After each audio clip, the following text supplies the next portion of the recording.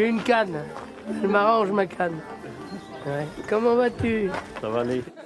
Si la Chavanais anime un lieu où vit aujourd'hui le patrimoine bourbonnais, c'est grâce à ce monsieur. Jacques Paris était l'instituteur du village en 1968. Ses élèves ne sont pas très intéressés par les programmes scolaires. Il dialogue avec eux pour savoir ce qu'ils ont envie de faire.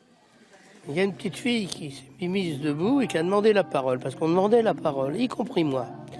Pas quand je faisais la leçon, mais cette petite fille, elle a dit « J'en ai marre que les gens des villes qui viennent en vacances, c'est un lieu de vacances, ils disent qu'on habite dans un trou perdu. » Ce qui s'est passé, on a dit « Il faut faire une fête. » C'est pas moi qui l'ai trouvé, c'est tous ensemble.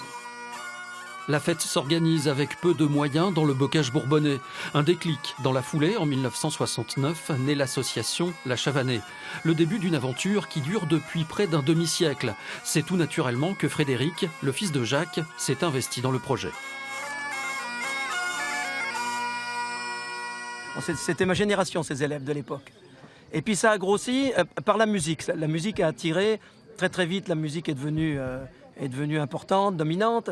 Et par la musique, des tas de gens sont venus d'autres régions. Certains même ont choisi de venir habiter ici. Si la plupart des Chavans sont musiciens, certains aiment aussi passer du temps sur l'Allier. C'est le cas de Manu Paris. Avec d'autres passionnés, il a su remettre à flot des bateaux à fond plat et retrouver les gestes des bateliers disparus depuis près d'une cinquantaine d'années. Un bâton ferré planté au mauvais endroit, on a perdu 100 mètres. Et ces 100 mètres, il faudra les récupérer à un moment donné.